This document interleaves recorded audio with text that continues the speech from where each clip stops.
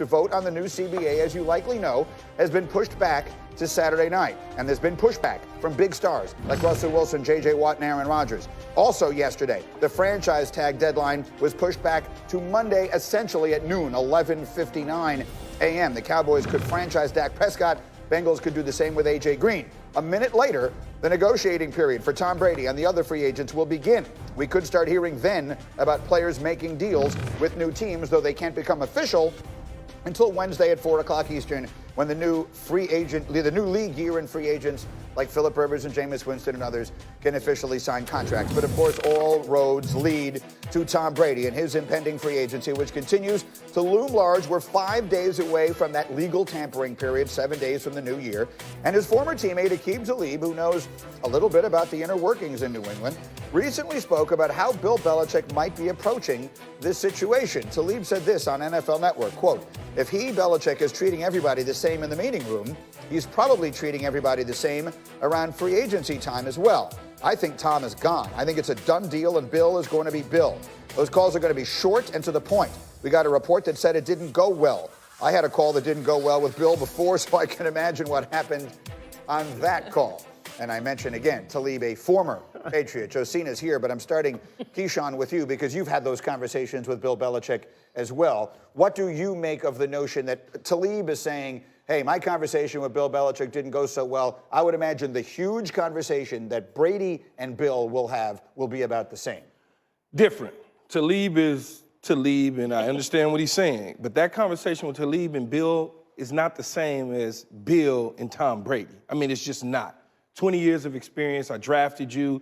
We won Super Bowls together. We've been to Super Bowls. That conversation is coming at some point in time, whether it's, are you coming back or are you going to go? It's going to be a friendly conversation. It's not going to be hostile. It won't be 5 minutes. It'll be in person, I'm sure, not just on the phone.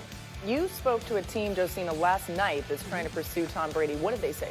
They said we would definitely love to have him. We hope that we can have him, and they're still operating meetings trying to figure out how big that Tom Brady factor will impact their roster. The other things that they're trying to do, if you bring in a Tom Brady contract, how will that impact the moves that they're trying to make to even upgrade and progress their team? And it was interesting also to talk to league sources who are trying to openly consider how much even Tom Brady just launching this production company in California, what that means. I mean, every aspect of this Tom Brady thing is being, talked about and definitely turned over. Yeah, when I look at Talib's quotes, I actually agree with Talib. But I agree with him here, Key, is that I don't know how many concessions Belichick has proven to make over the course of his career, because it's as a part of Belichick's DNA.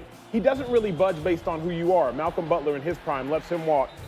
Jamie Collins, linebacker in his prime, trades him away. But the one that sticks out to me, Willie McGinnis. He's in the Patriots Hall of Fame, played 11 years, first-round pick, dude that has the career postseason sack record. And after 11 years with the Patriots, Belichick was like, I'm good. I think as Belichick sees declination of play, I don't know how many concessions he's going to make, even if you are Tom Brady. You got to think about it, the old choice of quarterback, not a defensive player. You name 3 different defensive players. I could tell you Richard Seymour. I could tell you Laurie Malloy.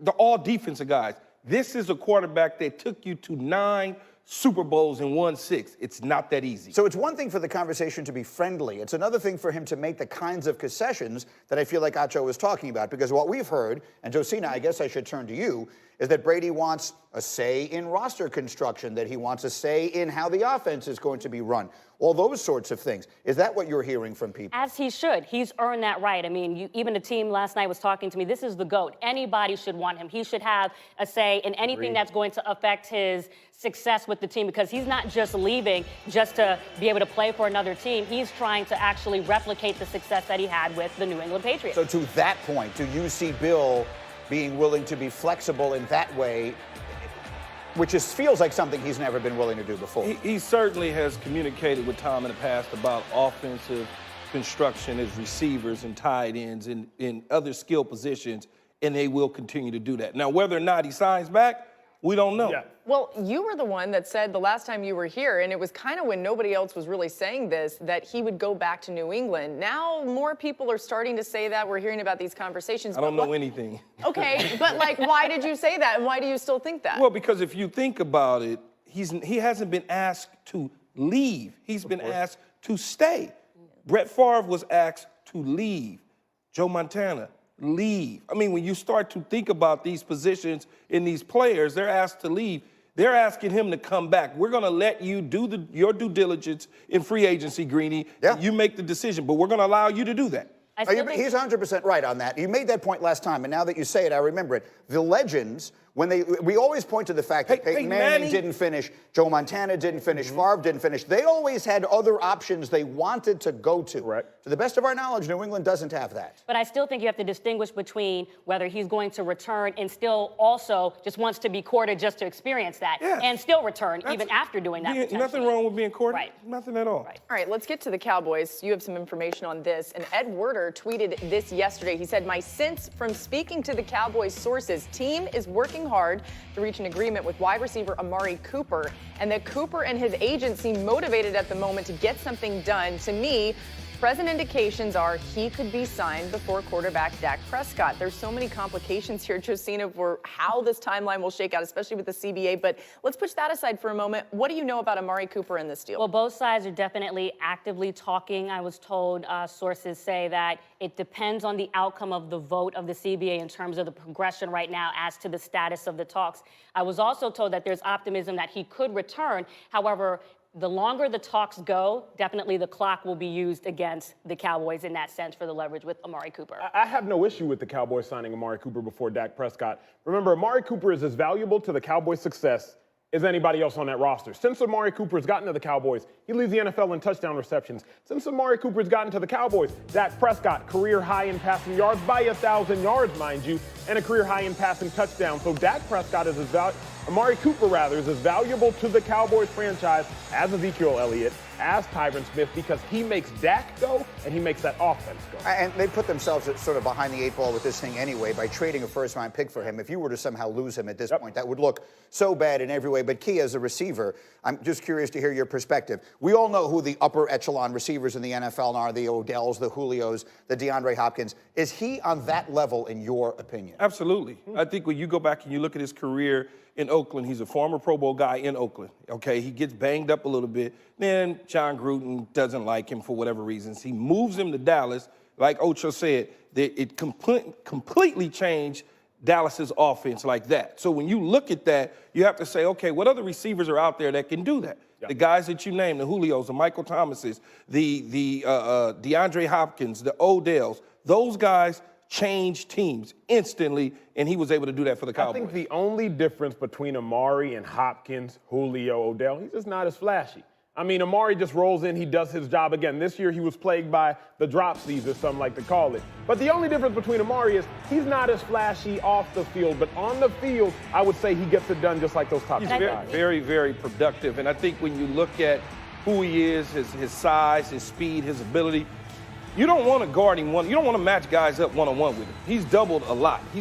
Guys roll to him a lot. He is a true alpha dog. But I think the interesting consideration here is how much, even from a representation standpoint, when you're trying to consider his market and free agency, should the cap inflation component, be an issue there? Because obviously, you're trying to get above guys like Michael Thomas, and should he be above OBJ? Should he be above DeAndre Hopkins? Simply because you're considering the cap to be potentially at $200 million, and it's just bigger. Or do you just keep him under simply because you think he is not as good as some of those wide receivers? I mean, we have that conversation with quarterbacks, whether Dak should just be under Russell or should he be above just because the cap is up? Well, I look at it this way. Teams go into the war room looking at the numbers for each positions that are slotted. They have a certain number that they're willing to pay for Amari Cooper, and that number probably is between $18.5 to $21 million.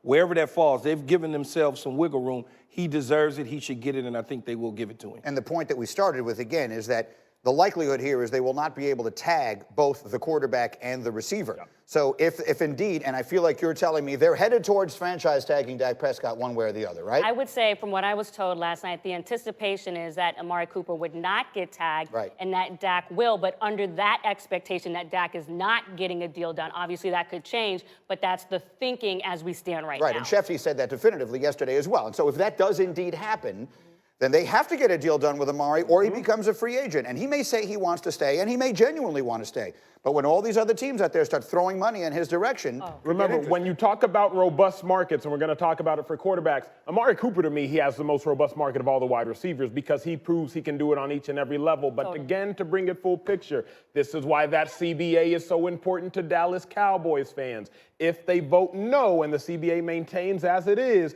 the Cowboys can tag both Dak and Amari. And remarkably, the deadline for that is 11:59 on Monday, and then the legal tampering begins at 1 mean there's not second a lot of time? later at noon. So Depends on how you look at time. this is the fun part of it, and we will continue talking about this for you and get you ready for all of that. There obviously are other things going on in the world of sports, and let's bring you the latest on all of that.